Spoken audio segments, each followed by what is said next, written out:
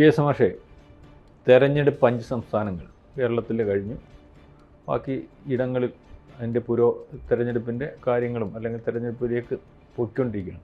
ഇതിനകത്ത് പ്രധാനപ്പെട്ട ഒരു സംസ്ഥാനമാണ് പശ്ചിമ ബംഗാൾ. വലിയ സംസ്ഥാനമാണ്. അവിടെ BJPക്ക് കടന്നു കയറാൻ പറ്റാത്ത ഒരു സംസ്ഥാനം തന്നെയാണ്. എന്നാലിപ്പം കഴിഞ്ഞ പ്രാവശ്യത്തെ ഇലക്ഷനകത്ത് ഏതാണ്ട് 80ഓളം സീറ്റിൽ വിജയിച്ചു. അതിനകത്ത് 10ഓളം പേര് വിജയിച്ച് കഴിഞ്ഞിട്ട് തിരിച്ചു പോയി. എനിക്കൊന്നും ഇപ്പോൾ ഏതാണ്ട് 70 MLA-മാരുണ്ട്. അപ്പം BJPക്ക് യാതൊരു കാരണവശാലും എൻട്രി ഇല്ലാത്തിടത്തൊക്കെ BJP അവരുടെ സാന്നിധ്യം ഉറപ്പിച്ചു. ഒഡീഷയിൽ ഇപ്പോൾ BJP ആണ്.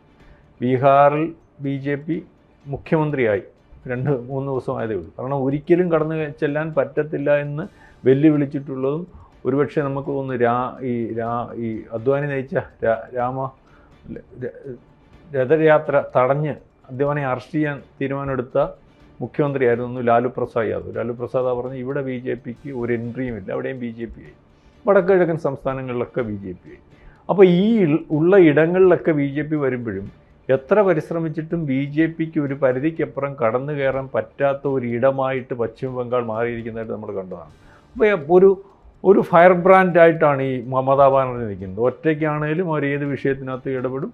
അവർ ഒറ്റയ്ക്ക് മതിയെന്ന് തീരുമാനമെടുത്ത് ഇടപെടും. ആരെ അംഗീകരിച്ചു പോകുന്ന ഒരവസ്ഥയിൽ പശ്ചിമ ബംഗാളിലെ ഒരു പരിധിവരെ അത് സാധിച്ചെടുക്കുകയും ചെയ്തു. കാരണം നിസ്സാരമായിട്ടല്ല അവരത് സാധിച്ചെടുത്തു. 34 കൊല്ലം ഭരിച്ചിരുന്ന നിസ്സാര പാർട്ടിയല്ലാത്ത CPM-ൻ്റെ കയ്യിൽ നിന്ന് ഒരുപക്ഷെ 2011 അല്ലേ, 2011 തോന്നുന്നു, നന്ദിഗ്രാം വിഷയത്തിൽ ആ വിഷയം അത് വലിയ പ്രശ്നമായി മാറുകയും ആ പ്രശ്നത്തിനകത്ത് CPM-നകത്തെ ചെരിത്തിരിവ് മുതലാക്കിയാണെന്ന് തോന്നുന്നു. അല്ലെങ്കിൽ അവിടെ കൊണ്ടുകയറുക പാടാണല്ലോ, മുതലാക്കി. ഏതായാലും അവർ അന്ന് അതുവരെ ഉണ്ടായിരുന്ന ഗുണ്ടാരാജ്യം അല്ലെങ്കിൽ CPM-ൻ്റെ അപ്രമാദിത്വവും അല്ലെങ്കിൽ അവരുടെ രീതിയിലുള്ള കാര്യങ്ങൾ ഒക്കെ മാറ്റാം, മറികടക്കാം, ഞാൻ വരട്ടെ എന്നുള്ള രീതിയിലേക്ക് CPM-നകത്തുണ്ടായ വിള്ളൽ മുതലാക്കി ഒരു നേതാവായിട്ട് വന്നു. അതിന് 2012 തൊട്ട് 2024 വരെ ഇവരുടെ ഭരണം പരിശോധിക്കുമ്പോൾ ഇവർ CPM പോയ അല്ലെങ്കിൽ CPM ഭരണത്തിൽ നിന്ന് ഇറങ്ങിയിടത്ത് അതേ അവസ്ഥയിലാണ് പശ്ചിമ ബംഗാൾ. എത്ര പറയുമ്പോഴും നമ്മുടെ ഇന്ത്യ മഹാരാജ്യത്ത് ഒരു വികസനവും ഇതുവരെ എത്താത്ത ഒരു സംസ്ഥാനം പശ്ചിമ ബംഗാൾ തന്നെയാണ്. ഇപ്പോഴും റോഡിലിരുന്ന് പൊട്ടിയ കണ്ണാടി ഉപയോഗിച്ച് ഷേവ് ചെയ്യുന്നിടം അല്ലെങ്കിൽ സൈക്കിൾ റിക്ഷ ചവിട്ടിക്കൊണ്ട് പോകുന്ന ഇടം, നമ്മളുടെ സ്വാതന്ത്ര്യത്തിന് ശേഷം ഏറ്റവും നമ്മുടെ നമ്പർ 1 സംസ്ഥാനമായിട്ടിരുന്ന അല്ലേ, എനിക്കൊന്ന് ബംഗാളായിരുന്നു. ആ ബംഗാളിൻ്റെ അവസ്ഥ ഇപ്പോൾ വളരെ മോശമാണ്. അത് എങ്ങനെയും ഭരണം പിടിച്ചു നിർത്തുമോ? അതിനകത്ത് വികസനം ഒരു വിഷയമേ അല്ല. വികസനം എന്താണെന്ന് അത് ചർച്ച ചെയ്യത്തക്കോണം അവിടുത്തെ ആൾക്കാരെ ഉരുത്തിരിച്ചിരിക്കുന്നില്ല എന്ന് വേണം കഴിയും. പണ്ട് ബീഹാറിൽ ലാലു പ്രസാദ് യാദവ് ഇതേ നിലപാടില്ല. അതിനുശേഷം എന്ത് പറയുമ്പോഴും നിതീഷ് കുമാർ വന്നതിന് ശേഷമാണ് ഒരു വികസനം ഉണ്ടായത്. ഒരു പ്രാവശ്യം ഒരു ഇൻ്റർവ്യൂവിനകത്ത് ഈ ലാലുവിൻ്റെ അടുത്ത് ചോദിച്ചപ്പം സ്കൂൾ വേണ്ട റോഡ് വേണമെന്ന് ചോദിച്ചു പറഞ്ഞ് സ്കൂളിൽ പോയാൽ വിദ്യാഭ്യാസം ഉണ്ടോ, റോഡുണ്ടായാൽ അല്ലെങ്കിൽ മറ്റ് പുരോഗമനം ഉണ്ടാകും. അപ്പോൾ അങ്ങനെ വരുമ്പോൾ ഞാൻ മുഖ്യമന്ത്രി അല്ലാതാകുമെന്ന് പോലും പറയുന്ന ഒരു ലാലുവിനെ ഒരു കാലത്ത് നമ്മൾ കണ്ടതാണ്. അപ്പം ഇതിനകത്ത് ഇപ്പം അല്പം കാലിടർന്നു എന്ന് വേണം അവിടെ നിന്നുള്ള റിപ്പോർട്ടുകളിൽ നിന്ന് മനസ്സിലാക്കാൻ. കാരണം ഇതിനകത്ത് ഇവർ നടത്തിയിരിക്കുന്ന അല്ലെങ്കിൽ ഇവരുടെ ഗുണ്ടാരാജ് ഏറ്റവും അവസാനം നമ്മളുടെ എല്ലാ കാര്യത്തിനകത്തും ഒരുപക്ഷെ എന്തിന് ചെന്നാലും അവരുടെ രീതിയിലെ കാര്യങ്ങൾ പോകും. അപ്പം ഒരു അന്വേഷണം വരുമൊക്കെ, CBIയുടെ അന്വേഷണം വരുവാണെങ്കിൽ കേന്ദ്ര ഗവൺമെൻറ് അന്വേഷണം വരും, മറ്റെന്ത് അന്വേഷണം വന്നാലും അവിടെ ചെല്ലുമ്പോൾ അവിടുത്തെ ഗുണ്ടകളെ ഉപയോഗിച്ച് അവരെ നേടുന്ന രീതിയിലേക്കാണ് കാര്യങ്ങൾ വരുന്നത്. അപ്പോൾ ഒന്നും അനുവദിച്ചു കൊടുക്കുന്ന ഒരവസ്ഥയില്ല. ഇപ്പം കഴിഞ്ഞ ദിവസം ഈ ഇലക്ഷനുമായിട്ട് ബന്ധപ്പെട്ട് ചില കാര്യങ്ങൾക്ക് വേണ്ടി ഒരു 8 ജഡ്ജിമാർ, സുപ്രീം കോടതിയാണ് ജഡ്ജിമാർ അവിടെ ചെന്ന് അവരെ തടഞ്ഞു വെച്ചതിന് ശേഷം ഉണ്ടായ സംഭവവികാസങ്ങൾ മമതാ ബാനർജിയുടെ പരിപ്പ് വെളിയിലെടുക്കുന്ന രീതിയിലേക്കാണ് കാര്യങ്ങൾ. കാരണം അവരെ തടഞ്ഞു വെച്ച് ഇരുന്നപ്പോൾ സുപ്രീം കോടതി അതുവരെ അയഞ്ഞ സമീപനം അല്ലെങ്കിൽ എന്ത് ആയിക്കോട്ടെ, അവിടെ കേന്ദ്രസേനയെ ഇറക്കണം, അല്ലെങ്കിൽ എന്തെങ്കിലും പരാതി വരുമ്പോൾ അവിടെ വേണ്ട രീതിയിൽ ഇടപെടണം, പോലീസ് സംവിധാനം ഉപയോഗിക്കണം എന്നൊക്കെ മമതാ ബാനർജി ഗവൺമെൻറ് അടുത്ത് പറയുമ്പോഴും ഗവൺമെൻറ് ആക്ട് ചെയ്യുന്നത് പോലെയും ഗവൺമെൻറ് പറയുന്നത് പോലെയാണല്ലോ പോലീസും മറ്റു കാര്യങ്ങളൊക്കെ. ഇതിനുശേഷം ഡയറക്റ്റ് കേന്ദ്രത്തിനടുത്ത് പറഞ്ഞു അവിടെ ജനാധിപത്യ സംവിധാനത്തിനകത്തൂടി കാര്യങ്ങൾ പോകണം. അവിടുത്തെ ഇപ്പോഴത്തെ അവസ്ഥ കോടതി പരിശോധിക്കുമ്പോൾ അത് ജനാധിപത്യ രീതിയിലേക്കോ അല്ലെങ്കിൽ മറ്റ് രാജ്യത്തിന് ഉതകുന്ന രീതിയിലേക്കോ ഉള്ള ഒരു സംരക്ഷണവും സുരക്ഷിതത്വവും ഒന്നും ആ സംസ്ഥാനത്തെ ജനങ്ങൾക്കുണ്ട് എന്ന് വിചാരിക്കാൻ പറ്റുന്നില്ല. കാരണം സുപ്രീം കോടതി ജഡ്ജിമാരെ തടഞ്ഞു വയ്ക്കാൻ പ്രാപ്തമായിട്ടുള്ള ഒരു ജനക്കൂട്ടത്തെ ഉരുത്തിരിക്കാൻ കഴിയുമ്പോൾ അത് ഇന്ത്യ മഹാരാജ്യത്തിനപ്പുറം മറ്റു പലരുടെയോ ഇടപെടില്ല. അതായത് ഈ പറയുന്ന ബംഗാളിൽ നിന്നോ അല്ലെങ്കിൽ തീവ്ര സ്വഭാവമുള്ള ആൾക്കാരുടെ ഇടപെടിയിൽ ഉണ്ടോ എന്നുള്ള രീതിയിലേക്ക് കാര്യങ്ങൾ വരുന്നു. അപ്പോൾ അതുകൊണ്ട് ഇപ്പം മുക്കിലും മൂലയിലും നഗരത്തിലും ഗല്ലിയിലുമെല്ലാം ഇവരുണ്ട്. അവിടുത്തെ പോലീസ് സംവിധാനത്തെ വേണ്ട വിധത്തിൽ ഉപയോഗിക്കാൻ കഴിയുന്നില്ല. മാത്രവുമല്ല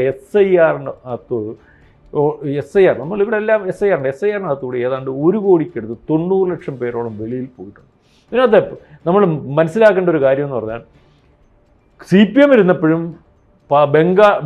ബംഗ്ലാദേശിൽ നിന്നുള്ള അവിടുത്തെ മുസ്ലിങ്ങളെ പ്രധാനമായിട്ടും അവിടെ കൊണ്ടുവന്ന് വേണ്ട വിധത്തിൽ ജനാധിപത്യ സംവിധാനത്തെ അട്ടിമറിക്കുന്നതിന് അവരെ ആവശ്യമുള്ളിടത്ത് പാർപ്പിച്ച് വോട്ടാക്കി മാറ്റി വോട്ട് ചെയ്യിക്കുന്ന ഒരവസ്ഥയുണ്ട്. ഇപ്പോൾ ഇവർ ഉപയോഗിക്കുന്നുണ്ട്. അപ്പം ഇത് ഈ പ്രാവശ്യത്തെ SIRോടുകൂടി ഒരു പരിധി വരെ അത്തരത്തിലുള്ള ആൾക്കാർ, അതായത് വ്യക്തതയില്ലാത്ത ഇതുവരെ വ്യാജ ഐഡൻറ്റിറ്റിയിലൊക്കെ നിന്നിരുന്ന ആൾക്കാർ വെളിയിൽ പോകുന്നൊരവസ്ഥ, ഇത് വോട്ടിങ്ങിനെ ബാധിക്കും എന്നുള്ള രീതിയിലേക്ക് വരുന്നുണ്ട്. രണ്ടാമത് ഈ വോട്ടിംഗ് വേണ്ട രീതിയിൽ നടത്താൻ പറ്റുന്ന ഒരവസ്ഥ ഇല്ലായിരുന്നല്ലോ അവിടെ. അതായത് ഗുണ്ടായുസമാണ്. അതായത് സാധാരണക്കാരന് വേണ്ടി വോട്ട് ചെയ്യാൻ പറ്റുന്ന ഒരവസ്ഥയിൽ അവർക്ക് ബോധ്യമുള്ളവർ മാത്രം വോട്ട് ചെയ്താൽ മതി. അപ്പോൾ അല്ലെങ്കിൽ അവിടെ ഗുണ്ടായുസവും കാര്യങ്ങളും ഉദ്യോഗസ്ഥന്മാരെയും പോലീസുകാരെയും ഒക്കെ ഉപയോഗിച്ച് ഇതിനെ തടയാനും നോക്കത്തില്ല. ഭയങ്കര ഗുണ്ടകൾ. ഈ ഗുണ്ടകൾ നേരത്തെ എവിടെ ഇരുന്ന ഗുണ്ടകളാണെന്ന് അറിയാം. 36 കൊല്ലം CPMൻ്റെ കൂടെ ഇരുന്ന ഗുണ്ടകളാണ്. ഈ ഗുണ്ടകൾ ഇപ്പോൾ ഇവരുടെ കൂടെ അതേപോലെ ആയിട്ടുണ്ട്. അപ്പോൾ അതായത് അവിടെ നിന്ന് ഗുണ്ടകളുടെ ഒരു പ്രത്യേകത നമുക്കറിയാമല്ലോ. എവിടെ ആയാലും അവന്മാർക്ക് തോന്നിവാസം നടത്താൻ വേണ്ടിയുള്ള സംവിധാനം ഉണ്ടാകും. ഇതിനു വേണ്ടി ചില പണികൾ ഭരണപക്ഷത്തിരിക്കുന്നതോട് കൂടി അവർക്ക് വേണ്ടി ചെയ്തു കൊടുക്കുന്നു. ഇപ്പോൾ ആ ഗുണ്ടകൾക്ക് വേണ്ട വിധത്തിൽ ഇടപെടാൻ പറ്റുന്നില്ല. കാരണം കേന്ദ്രസേന വളരെ കൃത്യമായിട്ട് പോലീസിനെ മറികടന്ന് അതായത് പട്ടാളം അവിടെ എല്ലായിടത്തും ചെന്ന് ജനങ്ങളിലേക്ക് പറഞ്ഞു, നിങ്ങൾക്ക് എന്ത് വിഷയമുണ്ടെങ്കിലും പറഞ്ഞാൽ മതി, ഞങ്ങൾ പറഞ്ഞിട്ട് പോവുകയല്ല, ഇവിടെ ടെൻ്റ് അടിച്ച് കിടക്കുകയാണ്. അപ്പം അതേ രീതിയിൽ ആൾക്കാർ ഇറങ്ങിയിട്ടുണ്ട്. ഇപ്പം ഏറ്റവും അവസാനം ഈ വനിതാ സംവരണ ബില്ലും കൂടി അവിടെ വരുമ്പോൾ ഇവരവിടെ നിലനിൽപ്പിൻ്റെ കാര്യം എന്ന് പറഞ്ഞാൽ കഴിഞ്ഞ പ്രാവശ്യത്തിലും BJP ഏറ്റവും കൂടുതൽ വർക്കൗട്ട് ചെയ്ത് ജയിക്കുമെന്ന് പോലും വിചാരിച്ചിരുന്നിടത്ത് വനിത എന്നുള്ള രീതിയിൽ ഏറ്റവും അവസാനം പരിശോധിച്ചപ്പോൾ ഏറ്റവും കൂടുതൽ ആ ഒരു സ്വാധീനത്തിൽ വോട്ട് കിട്ടിയ ഒരവസ്ഥ ഈ പറയുന്ന മമതാ ബാനർജിക്ക് ഉണ്ടായിരുന്നു. അപ്പം എല്ലാ രീതിയിലും നേരത്തെ ഡോക്ടർമാരുടെ വിഷയം, അവിടുത്തെ ഈ സാധാരണക്കാരനായിട്ടുള്ള പിന്നെ വേറെ കാര്യമുണ്ട് സാറേ. ഇപ്പം അവിടുന്ന് വരുന്ന റിപ്പോർട്ടെന്ന് പറഞ്ഞാൽ നമ്മൾ പറയുന്നത് മുസ്ലിങ്ങൾ മൊത്തം ഇവരുടെ കസ്റ്റഡിയിലാണെന്നുള്ള രീതിയിലൊക്കെ ഉള്ളൊരു വാർത്തയാണല്ലോ വരുന്നത്. കാരണം ന്യൂനപക്ഷത്തിനകത്ത് മുസ്ലിം അവരെ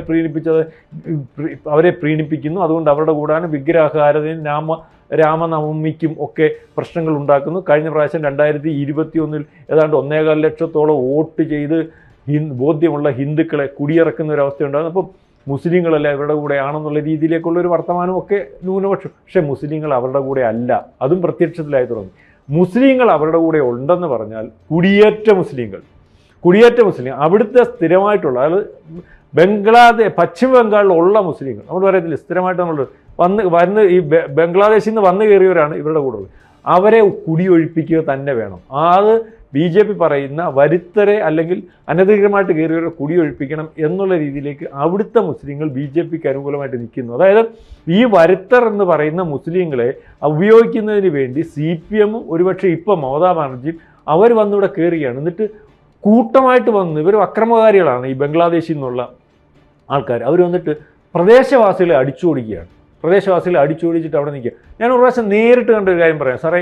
ഒരു 10 കൊല്ലം മുമ്പ്, നമ്മുടെ ഈ 10 അല്ല 15 കൊല്ലം മുമ്പ് തദ്ദേശ സ്ഥാപന തെരഞ്ഞെടുപ്പിനകത്ത് ഒരിടത്ത് നമ്മുടെ CPMൻ്റെ കൊടി, അപ്പം അവിടെ ഈ അയാൾ ഗവൺമെൻറ് ഉദ്യോഗസ്ഥനാണ്, CPMൻ്റെ ഏത് ഇലക്ഷൻ വന്നാൽ പുള്ളിയുടെ ഇതിനകത്തൊരു ഫ്ലെക്സ് വെക്കണം.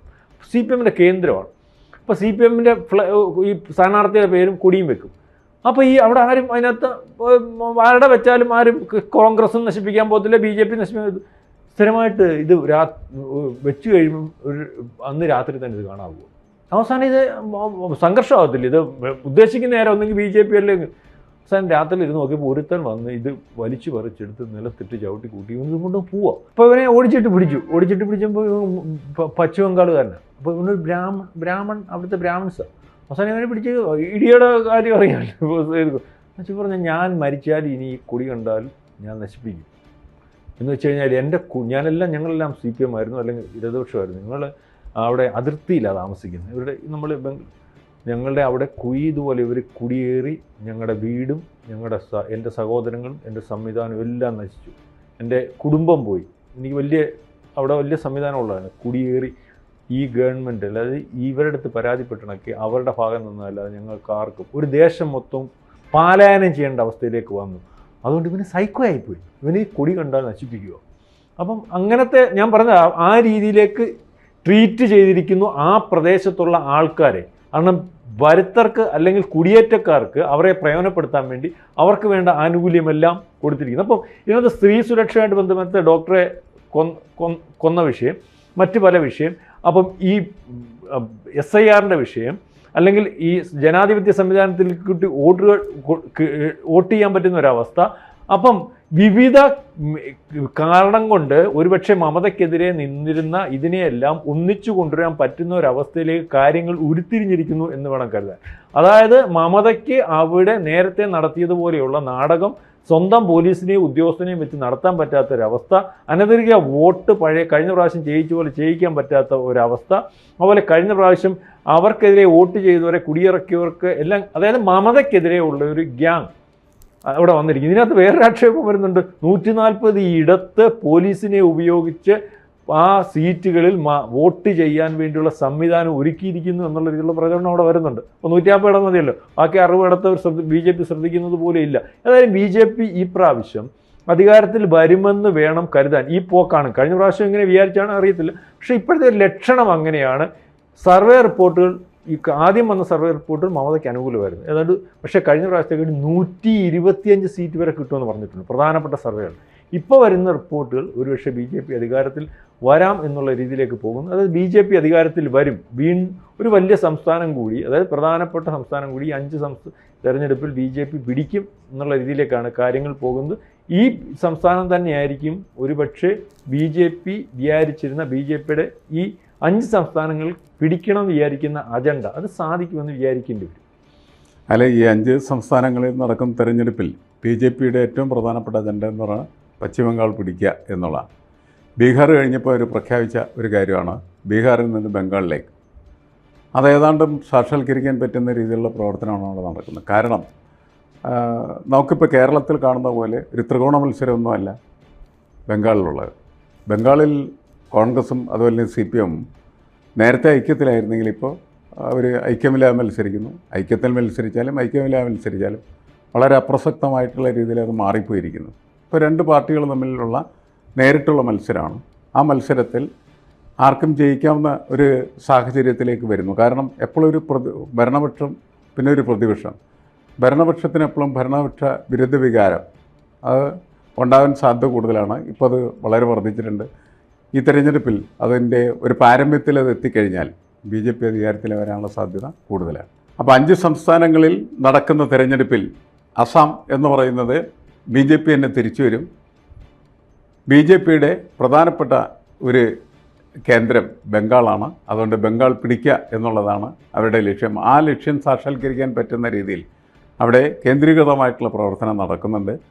ആ പ്രവർത്തനത്തിൻ്റെ ഫലം എന്ന് പറയുന്നത് ഒരുപക്ഷേ ബംഗാളും കൂടി BJP പിടിച്ചു എന്ന് വാർത്ത സൃഷ്ടിക്കുന്നതായിരിക്കും.